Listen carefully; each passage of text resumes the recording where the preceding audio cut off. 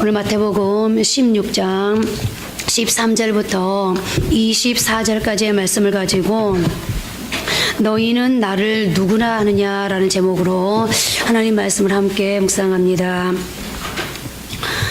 오늘 본문은 시기적으로 3년에 걸친 예수님의 공생애가 마무리에 돌입한 마지막 시점의 이야기입니다. 이제 주님께 남은 최후의 과업이 있다면 십자가를 지기 위해 예루살렘으로 가시는 것이었습니다. 그런데 주님께서는 예루살렘과는 정반대 방향인 북쪽으로 향하고 계십니다. 변화산에 이르시기 위함이었습니다. 그리고 우리는 그곳에서 무슨 일이 있었는지 잘 알고 있습니다. 주님의 모습이 해같이 눈부시게 변형됨과 동시에 하늘에서 내려온 두 사람과 더불어 말씀을 나누셨습니다. 그 두 사람이 누구인지, 그리고 주님께서 그들과 나누신 대화의 내용이 무엇인지 누가복음 9장 30절 31절이 이렇게 밝혀주고 있습니다. 문득 두 사람이 예수와 함께 말하니 이는 모세와 엘리야라. 영광 중에 나타나서 장차 예수께서 예루살렘에서 별세하실 것을 말할세. 하늘에서 내려온 두 사람은 모세와 엘리야였고 그들과 나누신 대화의 내용은 죄와 죽음에 빠진 인간의 구원을 위해서는 주님께서 친히 십자가의 제물 되어 돌아가신 것 이외에는 달리 방법이 없음을 재확인하시는 것이었습니다. 그 직후 주님께서는 갈릴리를 거쳐 예루살렘으로 향하는 십자가의 대장정에 나섰습니다. 그만큼 본문의 시점은 주님의 생애에서 중요한 시기였던 것입니다. 마지막 그 중요한 시점, 즉 북쪽 변화산으로 향하시는 주님께서는 이제 가이사랴 빌립보를 통과하시게 되었습니다. 가이사랴 빌립보는 본래 이스라엘 최북방 헬몬산 기슭 해발 345m 지점에 위치한 머리 위로 헬몬산 정상의 만년설이 올려다 보이는 작고 아름다운 시골 마을이었습니다. 그러나 헤롯 대왕의 아들 헤롯 빌립이 그곳에 도시를 건설하고 로마 황제의 칭호인 카이사르에 자신의 이름 빌립을 덧붙여 가이사랴 빌립보라 명명하였습니다. 당시 로마 제국에 속한 영토 내에는 황제의 이름이나 칭호를 붙인 도시가 여럿 있었습니다. 하지만 아무 도시에나 로마 황제 이름을 붙일 수는 없었습니다. 그것이 가능하기 위해서는 반드시 두 가지 조건이 충족되어야만 했는데요. 첫째는 로마 황제의 위용에 걸맞는 규모를 갖추어야 했습니다. 지중해 세계 제1인자인 황제의 이름을 아무 곳에나 붙인다면 그것은 황제에 대한 모독일 것이기 때문입니다. 두 번째 조건은 그 도시의 중심이나 혹은 도시의 가장 높은 곳에 반드시 황제를 위한 신전이 자리 잡고 있어야 했습니다. 당시 로마 황제는 지상의 신이었습니다.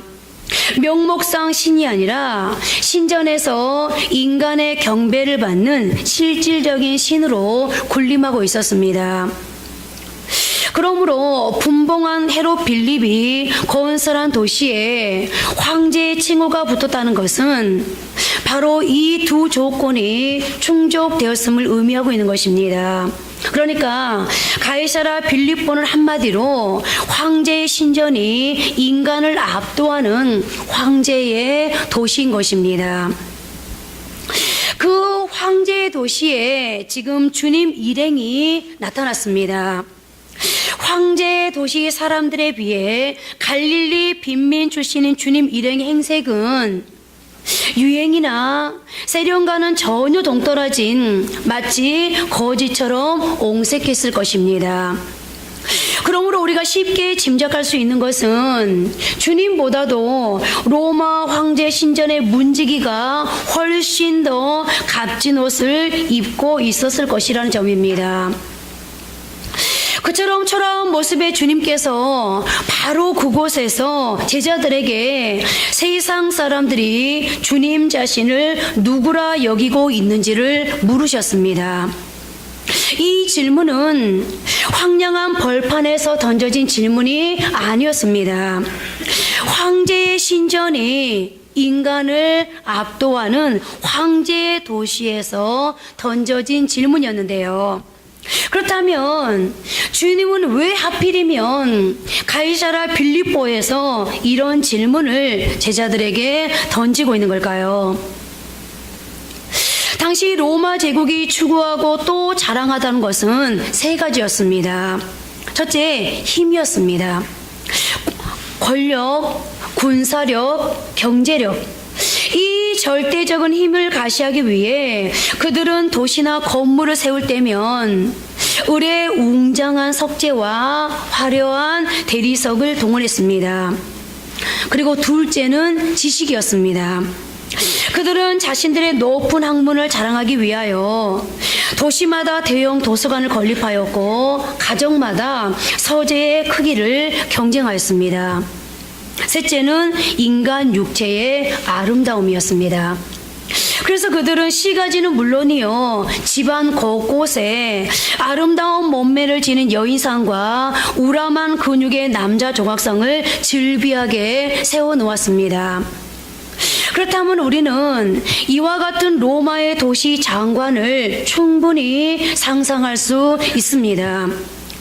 그처럼 웅장한 황제의 도시를 배경으로 주님께서는 사람들이 주님 자신을 누구로 여기고 있는지를 물으셨고, 제자들은 세례 요한이라 하는 사람들도 있고 엘리야라 하는 사람들도 있으며 또 예레미야나 선지자 중에 한 분으로 여기는 사람들도 있음을 그대로 말씀드렸습니다.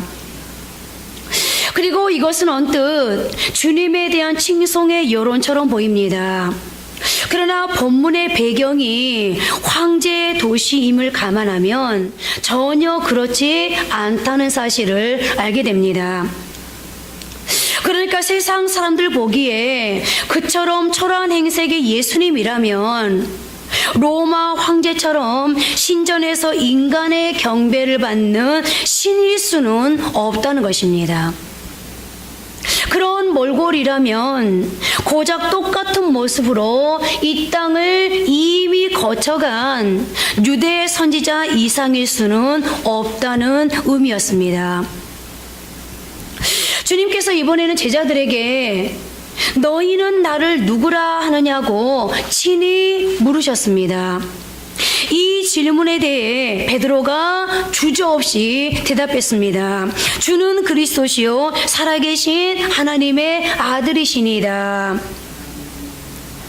그리스어 원문에는 주라는 말이 없다고 합니다. 그러니까 이 말은 당신은 그리스도시요 살아계신 하나님의 아들이십니다 라는 말이 되는데요. 베드로의 이 고백은 심상계곡, 그러니까 아무것도 없는 초라한 자리에서 들어진 것이 아닙니다. 황제의 신전이 인간을 압도하는 황제의 도시를 배경으로 주님께 드려진 고백입니다. 그리고 이 말은 무슨 말입니까? 지중해 세계를 제패한 로마 황제가 구원자가 아니라는 말입니다. 권력의 힘, 경제적의 힘으로 인간에게 풍요로움을 가져다주고 학문적 지식을 고양시켜주며 육체의 아름다움을 누리게 해주는 로마 황제가 구원자가 아니라는 것입니다. 로마 황궁의 황금 보호자에 앉아 삼권을 장악하고 절대 권력을 휘두르고 있는 로마 황제가 아닌 금도 은도 없는, 비록 거린 같은 몰골을 망정 나사렛 예수 바로 당신만이 인간을 구원하실 그리스도시라는 뜻이었습니다. 그리고 이 고백을 받으시는 주님께서는 지금 어디에 어떤 모습으로 계십니까? 황제의 신전이 장엄하게 버티고 있는 웅장하고 화려한 황제의 도시 앞에서 갈릴리 빈민의 모습, 아주 초라한 모습으로 서 계십니다. 그리고 우리는 그 황제의 도시와 주님의 모습을 비교해 그려볼수록 베드로의 이 고백이 얼마나 심오한 고백인지를 알게 되는데요. 이 고백은 한마디로 이 세상을 압도하고 있는 황제의 논리를 따르지 않고 주님의 논리를 따르겠다는 고백, 경쟁자를 가차없이 짓밟고 최고 최대가 되어야 한다는 거대주의, 수단과 방법을 가리지 않고 무조건 목표를 달성해야 한다는 성공제일주의, 인간의 인격마저 물질로 가늠하는 황금만눈주의로 대변되는 황제의 논리, 즉 경제의 논리를 배격하고 오직 길이요 진리요 생명이신 주님의 논리, 그 영원한 논리를 따르겠다는 결단의 고백이었던 것입니다. 다시 말해 로마 제국이 추구하고 자랑하는 세상의 힘, 인간의 지식, 육체의 아름다움을 삶의 목적으로 삼는 것이 아니라 주님께서 이 땅에서 친히 보여주신 진리의 말씀을 쫓아 살겠다는 다짐이었던 것입니다. 그리고 이것이 황제의 도시에서 있었던 이름을 상기한다면 베드로의 이 고백이야말로 인간이 주님을 향해 드릴 수 있는 고백 중에 가장 위대한 고백임이 분명하고, 바로 이것이 주님께서 베드로를 극찬하신 이유였는데요.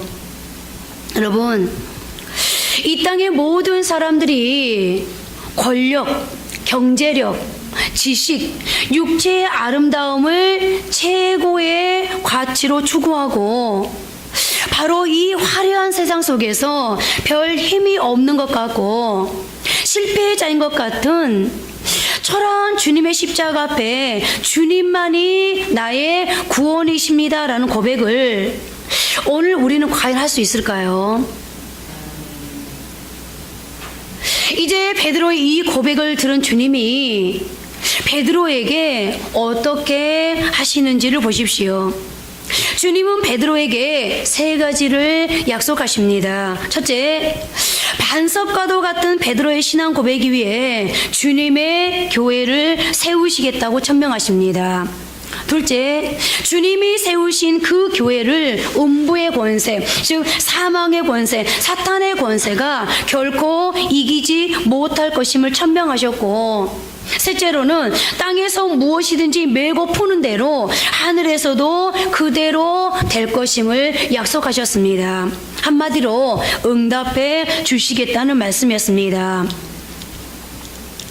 오늘 베드로의 고백이 진정 여러분의 고백이라면 여러분에게도 이 약속은 성취될 줄 믿습니다. 계속되는 21절을 보십시오. 이때로부터 예수 그리스도께서 자기가 예루살렘에 올라가 장로들과 대제사장들과 서기관들에게 많은 고난을 받고 죽임을 당하고 제3일에 살아날 것을 제자들에게 비로소 나타내시니, 베드로가 황제의 도시에서 황제의 논리에 전혀 압도당함이 없이 주님께 바른 고백을 드렸기에 주님께서는 제자들에게 비로소 주님 자신이 당할 고난, 인간의 죄를 대속하기 위해 자신이 친히 십자가의 제물이 되어 돌아가실 것을 밝히셨습니다. 주님께서 구원자, 즉 그리스도이심을 이제 제자들이 알게 된 이상 그들에게 주님께서 이루실 구원의 내용을 밝혀주시는 것은 지극히 자연스러운 수순이었습니다. 그리고 제자들은 주님의 계획을 순종으로 받아들여야만 했습니다. 베드로의 고백처럼 주님이 하나님이셨기에 주님의 말씀은 곧 하나님의 말씀이요 뜻이었기 때문입니다. 그러나 주님의 이 말씀에 베드로의 반응은 전혀 뜻밖이었습니다. 오늘 본문 22절 함께 합독하십니다. 베드로가 예수를 붙들고 항변하여 이르되 주여 그리 마옵소서, 이 일이 결코 주께 미치지 아니하리이다. 본문에서 항변하다라는 이 말은 꾸짖다 혹은 비난하다라는 말에 아주 가까운 뜻을 가지고 있는데요. 베드로는 주님을 향해 당신은 하나님이십니다 라고 고백했던 인물입니다. 그렇다면 다른 제자라면 모르되 베드로라면 주님께서 무슨 말씀을 하시든 전적으로 수용해야만 했습니다. 하지만 그는 대체 그게 무슨 말이냐는 식으로 주님을 꾸짖었습니다. 더욱이 베드로는 주님의 옷자락까지 움켜쥐고 주님을 꾸짖었습니다. 그는 더 이상 주님의 제자가 아니었습니다. 주님을 하나님으로 믿는 자도 아니었습니다. 적어도 그 순간엔 베드로 자신이 스승이요 하나님이었습니다. 조금 전 주님께 드렸던 고백과는 전혀 상반된 행동이었는데요. 그러면 도대체 베드로가 이처럼 어처구니 없는 짓을 한 까닭은 무엇일까요? 조금 전에 주는 그리스도시요 살아계신 하나님의 아들이십니다. 그것도 빈민촌이 아닌, 아무것도 없는 자리가 아닌 황제의 도시여서 별 볼 일 없는 것 같던 주님 앞에 주는 그리스도시요 살아계신 하나님의 아들이십니다 라고 고백했던 이 베드로가 불과 잠시 후에 주님께서 십자가에서 죽으실 것을 말씀하시자 주님을 꾸짖으시면서 주님의 옷자락을 붙잡으면서 결코 그럴 수 없습니다라고 너무너무 상반된 그런 언행을 한 까닭은 과연 무엇일까요? 그는 황제의 논리를 뛰어넘어 영혼의 논리의 절대성을 깨닫는 은총을 위로부터 입었지만 그 깨달음의 은총을 삶으로 살아낼 실천의 의지, 즉 자신의 고백을 삶에 적용하는 일에는 아직도 거리가 먼 상태에 있었던 것입니다. 즉 주님을 하나님이라 입으로 고백을 하면서도 그의 사고는 여전히 황제의 논리, 이 세상에 젖어 있었던 것입니다. 적어도 베드로 자신의 황제의 논리로 볼 때에 이 땅에 임하신 하나님께서 인간에게 고난을 당하고 죽는다는 것은 베드로에겐 상상조차 불가능한 일이었던 것입니다. 정말 하나님이시라면 로마 황제보다 세속적으로 훨씬 더 큰 성공과 업적을 보여주어야만 했습니다. 모든 유대인의 염원에 부응하여 응당 압제자 로마 황제를 몰아내고 그들에게 정치적 자유와 경제적 풍요로움을 당장 보장해 줌이 마땅하다고 오늘 베드로는 믿어 의심치 않았던 것입니다. 그래서 그는 일말의 주저함도 없이 주님의 옷자락을 움켜쥐고 주님을 꾸짖었고, 그때 주님께서 그와 같은 베드로를 향해 무슨 말씀을 하시는지를 보십시오. 오늘 본문 23절입니다. 함께 합독하십니다. 예수께서 돌이키시며 베드로에게 이르시되 사탄아 내 뒤로 물러가라. 너는 나를 넘어지게 하는 자로다. 내가 하나님의 일을 생각하지 아니하고 도리어 사람의 일을 생각하는도다 하시고, 여기서 일이라 번역된 원어 타는 것이란 말입니다. 따라서 내가 하나님의 일을 생각하지 아니하고 도리어 사람의 일을 생각한다는 본문을 보다 원문에 가깝게 번역하면 너의 생각은 하나님께 속한 것이 아니라 사람에게 속한 것이다 라는 말이 되는데요. 그러면 하나님께 속한 생각은 무엇이고 또 사람에게 속한 생각이란 무엇을 뜻하는 걸까요? 그것은 두말할 것도 없이 하나님께 속한 생각이란 영혼의 논리, 하나님께 시선을 두는 것이고, 사람에게 속한 생각은 황제의 논리, 즉 세상의 논리에 우리의 시선을 두는 것을 말하고 있습니다. 여러분, 사탄은 결코 뿌리 솟은 이상한 도깨비의 모습으로 인간을 공략하지 않습니다. 누구든 영원한 논리, 하나님의 논리보다도 황제의 논리, 즉 세상의 논리를 더욱 신봉하는 사람이 있다면 바로 그 사람이 오늘 베드로처럼 사탄일 수 있는 것입니다. 황제의 논리에 빠져 있는 그가 곧 영원한 논리를 가로막는 걸림돌일 것이기 때문입니다. 황제의 논리와 영혼의 논리는 어떤 경우에도 자리를 함께할 수 없습니다. 황제의 논리가 창고라는 곳엔 영혼의 논리가 꼽히지 않고, 영원한 논리가 실천되는 곳에는 황제의 논리가 설 자리란 있을 수 없습니다. 그렇다면 오늘 우리의 모습은 어떤 모습입니까? 우리의 실상은 어떻습니까? 주님께서는 황제의 논리에 빠져 주님을 부정하는 베드로를 사탄이라 부르셨습니다. 오늘 우리를 가리켜는 과연 무엇이라 말씀하실 수 있을까요? 오늘 저와 여러분들이 만약에 나의 시선을 하나님께 두지 않고, 그러므로 모든 삶의 해석을 하나님의 입장에서 하지 않고, 모든 삶의 결정을 하나님을 앞세우지 않고 결정하고 있다면, 그렇다면 안타깝게도 오늘 저와 여러분을 향해서 주님은 아주 명백하게 너는 사탄이다 라고 일컬을 수 있다는 겁니다. 사탄은 좀 전에 말씀드렸던 것처럼 제3의 인격으로 우리에게 다가오지 않습니다.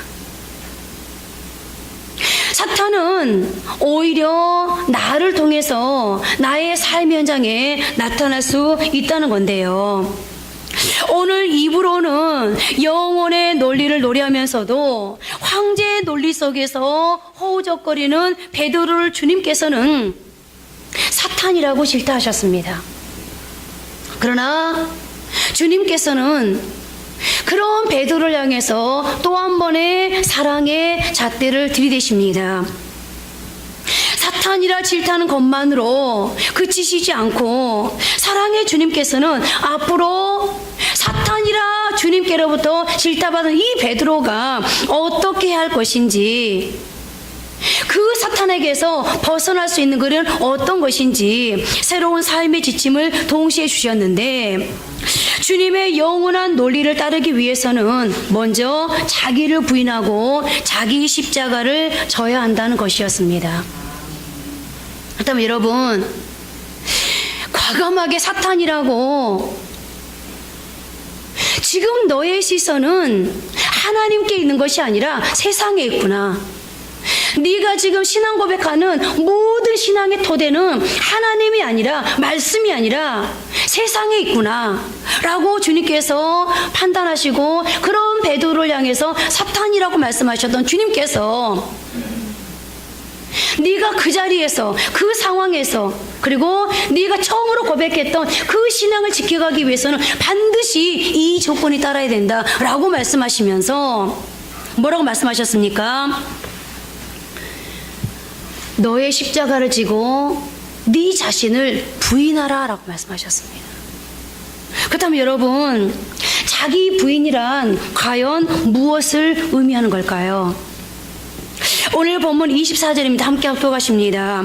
이에 예수께서 제자들에게 이르시되 누구든지 나를 따라오려거든 자기를 부인하고 자기 십자가를 지고 나를 따를 것이니라.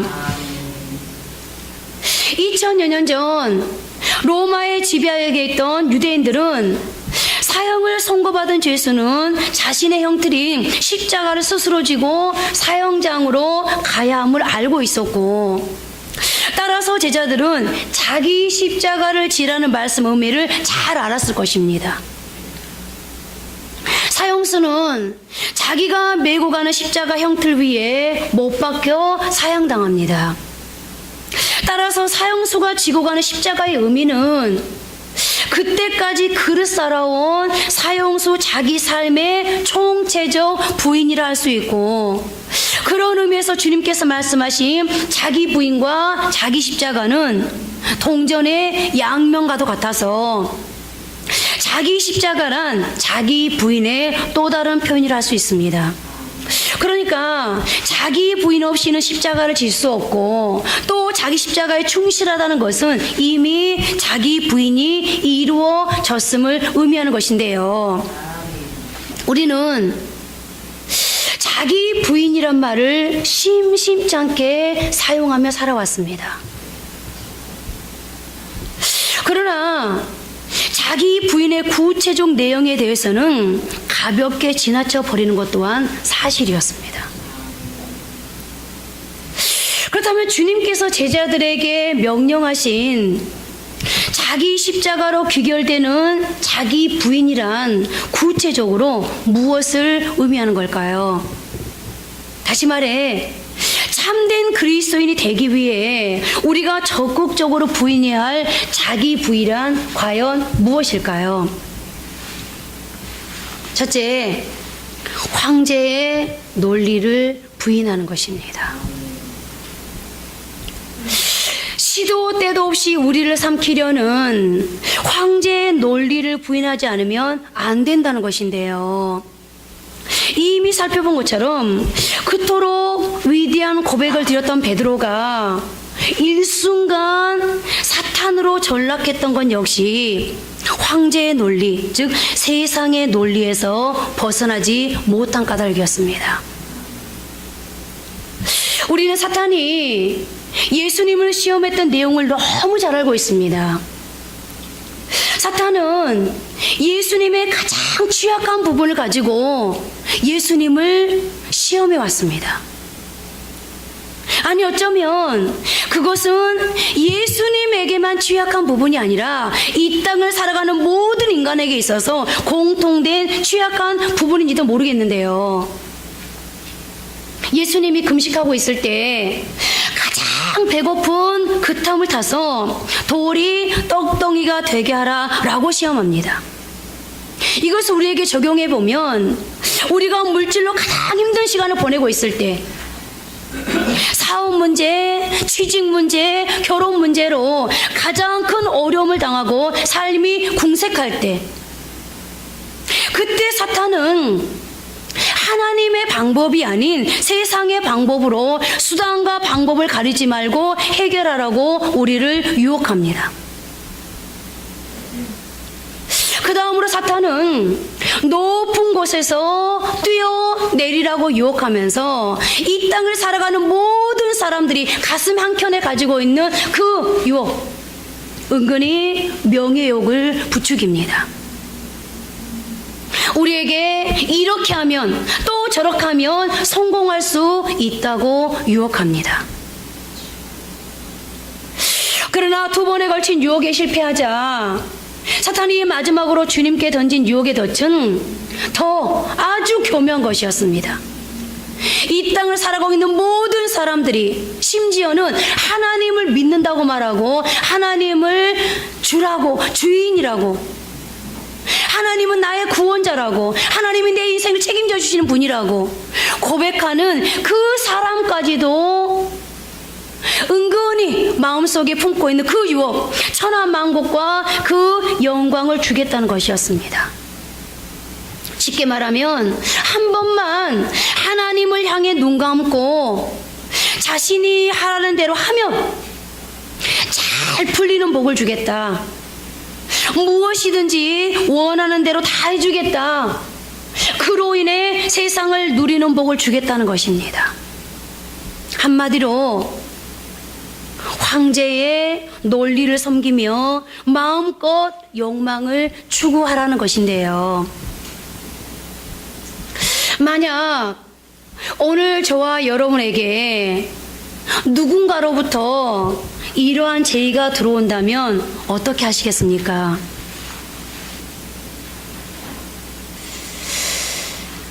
지금 설교를 하면서 그런 생각이 듭니다.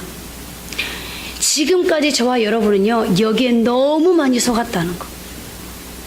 아니, 지금도 이 자리에서 예배를 드리고 있는 여러분들이 지금도 속고 있다는 거. 주님은 오직 하나님, 아무리 사탄이 배고픈 자신을 향해서 자신의 명예욕을 그리고 자신이 이 땅에서 누리고자 하는 그 행복의 욕구를 지금 자극하고 있지만, 그러나 그 자극 앞에서 주님은 과감하게 칩니다. 나는 영원한 논리를 선택하겠다. 나는 지금 당장 보이는 성공, 지금 당장 보이는 스타역, 지금 당장 보이는 세상의 행복을 추구하지 않겠다. 지금 당장은 초라할지라도 영원한 하나님의 논리를 선택하겠다라고 사탄을 향해서 과감하게 내뱉습니다. 그리고 그런 주님을 통해 하나님의 뜻이 이루어졌음은 물론입니다. 여러분, 주님이 우리에게 사탄이 되지 않으려면, 주님께로부터 책망듣는 사탄의 실체가 되지 않으려면 황제의 논리를 부인하라고 말씀하고 있습니다. 여러분은 과연 예수님처럼 황제의 논리를 부인하실 수 있겠습니까? 두 번째는 넓은 문의 부인입니다. 모든 사람이 간다고 해서 다 바른 길인 것은 아닙니다. 절대 다수가 들어가는 넓은 문이라고 바른 문인 것도 아닙니다. 믿음의 참됨의 여부는 다수결에 의해서 판가름 나지도 않습니다. 세상이 다 옳다 할지라도 주님께서 아니라 하시면 그 넓은 길과 문을 포기하고 부인하는 것이 진정한 믿음입니다. 그리고 바로 그 사람이 진정한 그리스도의 제자입니다. 크리스찬이란 세상 사람들이 들어가는 문이 아니라 주님께서 지적하신 바로 그 길, 그 문을 향해 나아가는 사람들입니다. 그래서 주님께서 말씀하셨습니다. 마태복음 7장 13절 14절입니다. 좁은 문으로 들어가라. 멸망으로 인도하는 문은 크고 그 길이 넓어 그리로 들어가는 자가 많고 생명으로 인도하는 문은 좁고 길이 협착하여 찾는 자가 적음이라. 베드로의 위대한 그 고백이 행하였던 것은 다름 아닌 황제의 도시 가이사라 빌립보였습니다. 그 황제의 도시에서 베드로는 황제가 아닌 오직 나사렛 예수님만이 참된 구원자요 임마누엘 하나님이심을 거리낌 없이 고백하였습니다. 그때까지만 해도 그는 황제의 논리를 극복한 사람처럼 보였습니다. 그러나 그 직후 십자가의 죽음을 예고하시는 주님을 붙잡고 꾸짖음으로 자신의 고백과는 달리 그가 여전히 황제의 논리에 사로잡혀 있음을 스스로 증명한 것이 되고 말았습니다. 이처럼 베드로가 영혼의 논리를 말하긴 하면서도 실제로는 황제의 논리에 빠져 있었던 것은 그것이 그 당시 모든 유대인들이 예외 없이 지향하던 넓은 문이었기 때문입니다. 다시 말해 이 땅에 임하실 메시아는 반드시 로마 황제를 제압할 것이란 유대인들의 세속적 사고에 베드로 역시 젖어 있었던 것입니다. 그 세속적 사고의 관점에서 볼 때 임마누엘 하나님께서 인간의 손에 죽임을 당하는 일이란 결코 있을 수도 없고 또 있어서도 안 될 일이었습니다. 적어도 베드로의 입장에서는 그랬습니다. 그러므로 그러므로 주님께서 말씀하신 자기 부인이란 곧 넓은 문의 부인, 다시 말해 세속적 사고방식의 부인임을 알게 됩니다. 주님을 믿는다는 것은 나 중심의 사고에서 주님 중심으로 세상을 압도하는 황제의 논리에서 영혼의 논리로 사고의 축이 바뀌는 것을 의미합니다. 그러므로 세속적 사고방식의 부인 없이 참된 그리스도인이 되는 길은 있을 수 없습니다. 진리의 좁은 문을 선택했다는 것 자체가 이미 세속적 사고의 넓은 문을 포기했음을 뜻합니다. 그리고 바로 여기로부터 그리스도인의 순결과 거룩이 샘솟는 것입니다. 그러나 우리의 현실은 어떻습니까? 우리의 순결성과 거룩성은 세상으로부터 계속해서 공격을 당하고 있고 끊임없는 유혹을 받고 있습니다. 그러므로 내 마음 내부에서부터 신앙의 절대성을 지키고자 하는 신앙의 결단이 허물어져 가고 있습니다. 세상 사람들이 다 가는 그것이 빠르고 옳다고 말하는 그 넓은 문을 부인하기는커녕 오히려 그 넓은 문을 나도 지향하고 있습니다. 왠지 저 사람이 저렇게 하니까 그러니까 성공하더라. 그러니까 나도 주님과는 전혀 상관없이 주님과는 전혀 의논 없이 주님의 뜻이 무엇인가를 묻기도 전에 결정부터 하고 주님께 통보합니다. 주님, 저 이렇게 하기로 했어요. 그러니까 어떻게 해주세요? 저 도와주세요. 주님, 저 이렇게 할래요. 그러니까 주님, 저를 축복해 주세요. 그리고선 전혀 주님과 의논도 안 했으면서 전혀 주님께 오케이 사인도 받지 않았으면서 주님 저 도와주세요. 저 책임져주세요 해서 책임져 주지 않으면 도와주지 않으면 하나님께서 뭔가 일하는 것처럼 여기지 않으면 그때 뭐라고 말하죠? 그때 가서 하나님께 책임을 돌립니다. 언제 내가 결정했냐는 듯이 마치 하나님께서 그렇게 하라고 해서 한 것처럼 하나님 도와준다 그랬잖아요. 하나님 책임져 준다 그랬잖아요. 하나님 복 준다 그랬잖아요. 여러분, 그럴 때 주님 우리에게 말씀하실 겁니다. 내가 언제 너에게 그 넓은 문을 가라고 그랬니? 내가 너에게 요구한 것은 좁은 문이었어. 내가 너에게 요구한 건 세속적인 것이 아니었어. 내가 너에게 원하는 것은 황제의 논리가 아니었어. 내가 너에게 요구한 것은 비록 더딜지라도 내가 너를 마땅히 책임져 줄 수 있는 어떤 경우에도 아무리 사탄이 방해해도 아무리 사탄이 참소해도 그래도 내가 당당하게 너를 책임져 줄 수 있는 나는 좁은 길, 내가 있는 길을 원했어. 세 번째로 자기 관대의 부인이 있어야 합니다. 베드로는 주님의 옷자락을 붙잡고 주님을 꾸짖었습니다. 아무 잘못도 없는 주님께 허물투성이인 베드로가 호통을 친 것입니다. 이때 베드로가 주님을 꾸짖는 잣대의 100분의 1만이라도 자신에게 적용했던들 주님은 야단치는 것과 같은 어처구니 없는 짓을 감히 저지르지는 않았을 것입니다. 베드로, 그는 자신에게 한량없이 관대한 사람이었습니다. 자기 자신에게 관대한 사람은 모든 판단의 절대 기준을 자기 자신으로 삼기 때문에 자신과 타인에 대해서 동시에 눈이 멀고 맙니다. 그래서 죄인 베드로는 마치 자신이 완전한 듯 임마누엘 하나님이신 흠없는 주님을 꾸짖었습니다.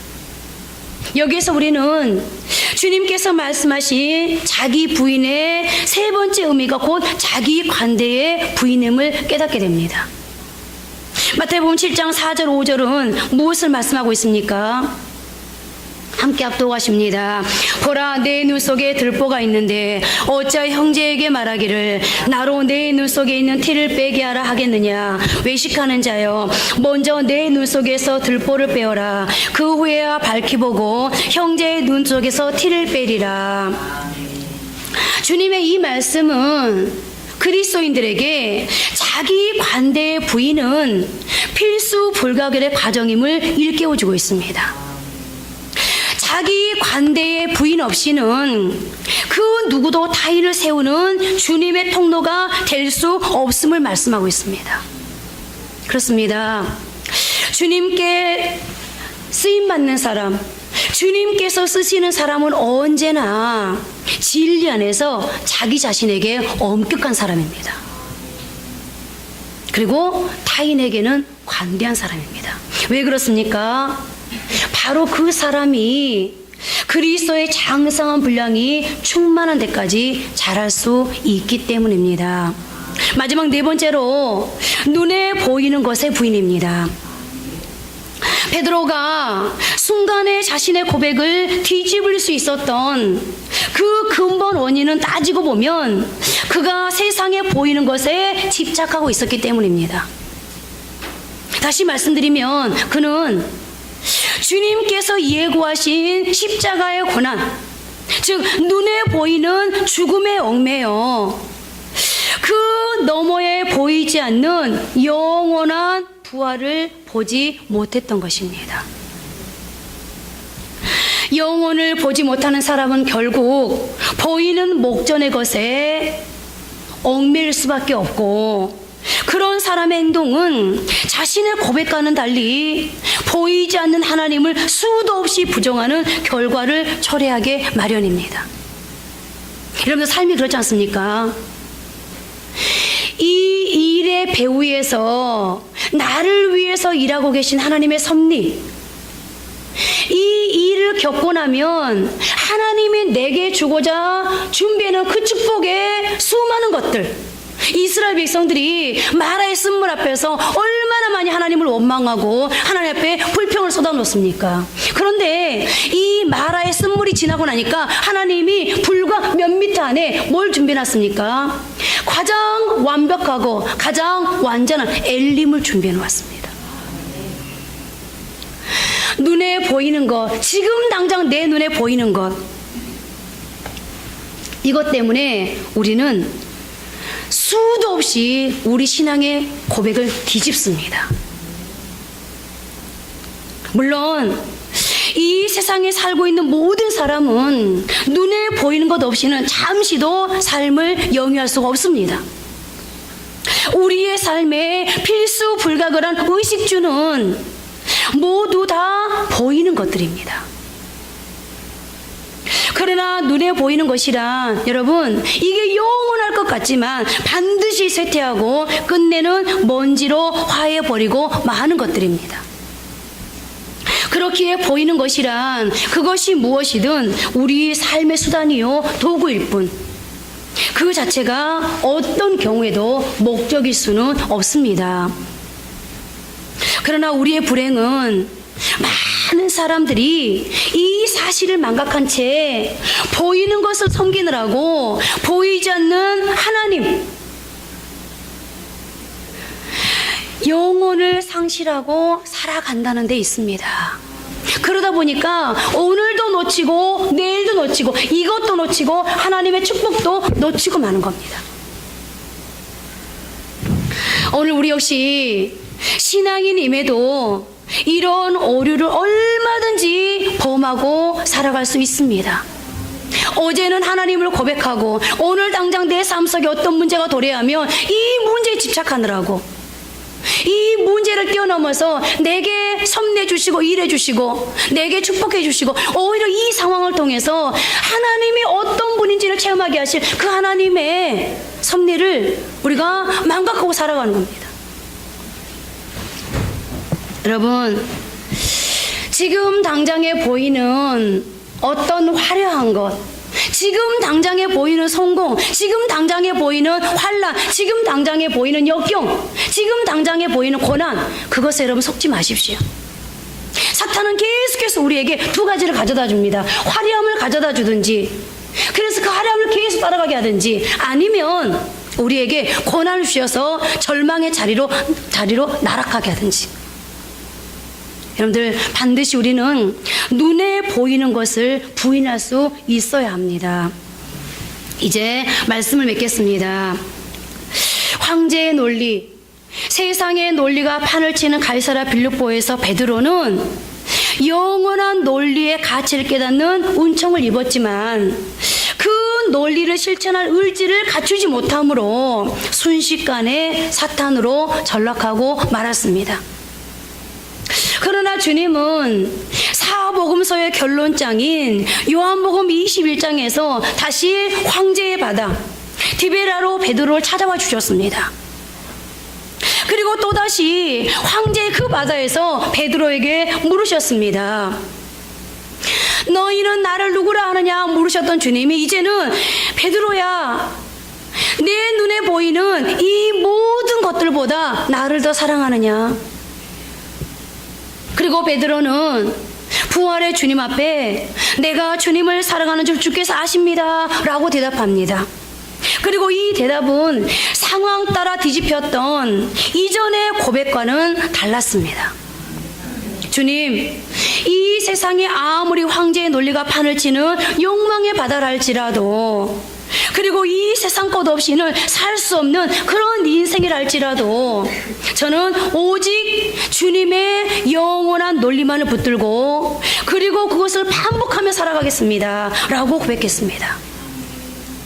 그리고 이 베드로의 고백은 그 고백을 실천하는 반복하는 삶으로 이어졌고 결국 그의 삶은 사도행전을 통해 남아 오늘 우리에게까지 전해지고 있습니다. 그렇습니다.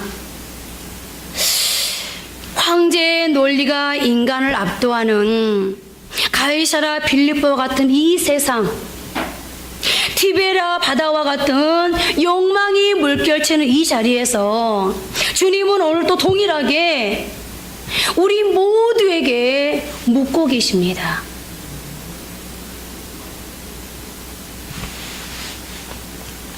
자, 주님이 여러분 개인을 향해서 이렇게 묻습니다. 너희는 나를 누구라 하느냐? 따라해 볼까요? 너희는 나를 누구라 하느냐? 자기 이름도 한번 해볼까요? 누구야? 영미야, 너는 나를 누구라 하느냐? 한번 해보세요. 영미야, 자기 이름 넣어서 영미야, 너는 나를 누구라 하느냐? 여러분들, 주님을 누구라고 고백하십니까? 아이, 주님 별 볼 일 없는, 주님은 적어도 내 인생에 별 볼 일 없는 인간이에요. 제가 주님을 주님이라고 고백하지만 제 마음 저 깊은 곳에서는 제 인생의 주인은 저거든요. 제 인생은 제가 경영하고요, 제 인생은 제가 판단하고요, 제 인생 제가 책임질 거거든요. 여러분, 그렇습니까? 너는 나를 누구라 하느냐?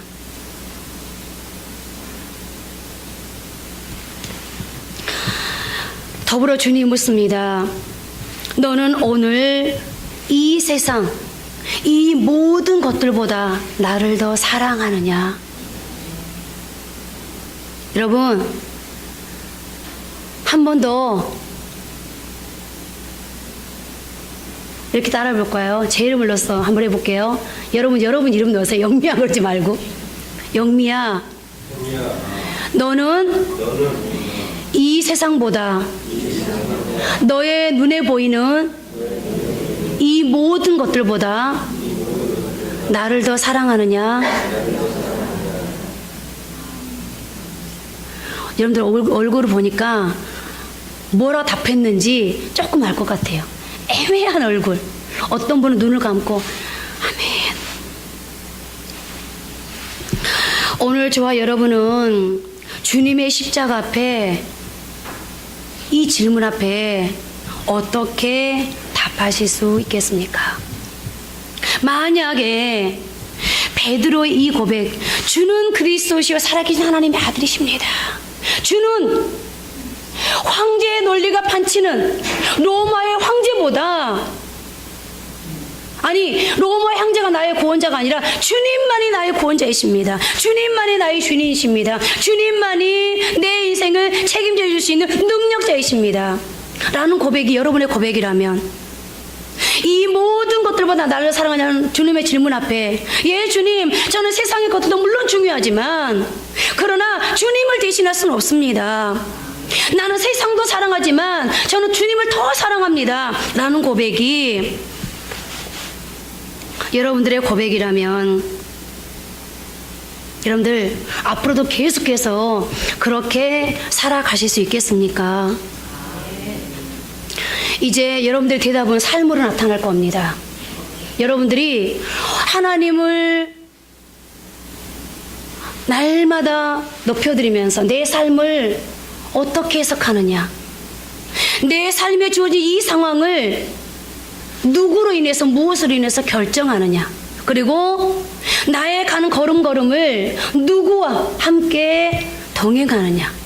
이제 여러분의 삶을 통해서 십자가가 위대한 것이었는지, 십자가가 하찮은 것이었는지, 십자가에서 죽으시면까지 사랑했던 그 사랑이 참으로 위대한 것이었는지, 그 사랑이 너무나도 별 볼 일 없는 것이었는지 이제 여러분의 삶을 통해서 나타나게 될 것입니다. 이제 한번 기도하겠습니다. 우리 모두 베드로의 고백 앞에서 주님은 세 가지를 약속하셨습니다. 내 이름 위에 교회를 짓겠다. 그리고 그 교회는 세상에 어떤 것도 무너뜨릴 수 없을 것이다. 내게 기도해라. 그럼 내가 응답해 주겠다.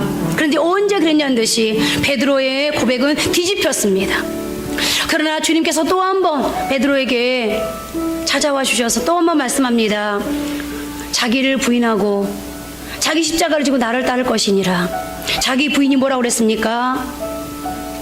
황제의 논리를 부인하는 것이라고 그랬습니다. 넓은 문을 부인하는 것이라고 그랬습니다. 그리고 자기 관대를 부인하는 것이라고 그랬습니다. 그리고 뭘 부인하는 것이라고 그랬습니까? 눈에 보이는 것을 부인하는 것이라고 그랬습니다. 주님, 제가 이제 주님을 정말로 주인으로 고백하겠습니다. 주님을 사랑한다 고백하겠습니다. 그리고 나를 부인하는 삶을 살겠습니다. 설령 내게 십자가가 있다 할지라도 그것까지도 주님 때문에 감당하는 삶을 살겠습니다. 한번 기도하십니다. 주님, 주님이 나의 마음을 아십니다. 주님, 솔직하게 고백하겠습니다.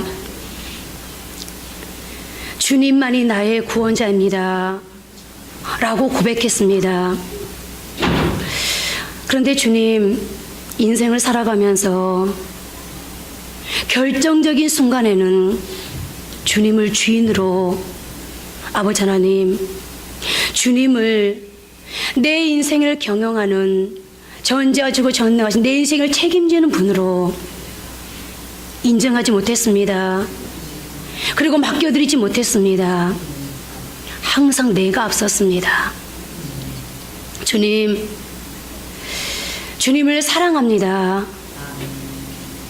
그런데 아버지, 세상을 사랑하는 것도 맞는 말입니다. 세상을 사랑하다 보니 돈을 사랑하게 되고, 세상을 사랑하다 보니 성공을 사랑하게 되고, 세상을 사랑하다 보니 스타가 되고 싶었고, 세상을 사랑하다 보니 하나님, 세상의 부와 명예와 권력을 누리고 싶었습니다. 그래서 가감하게 사탄의 요구 앞에 눈을 감아버렸습니다. 하나님을 출장 보내버렸습니다. 그런데 주님이 이 시간에 우리의 그 양심 앞에 묻습니다. 영미야, 내가 너를 볼 때 세상을 사랑한다는 거 알고 있다.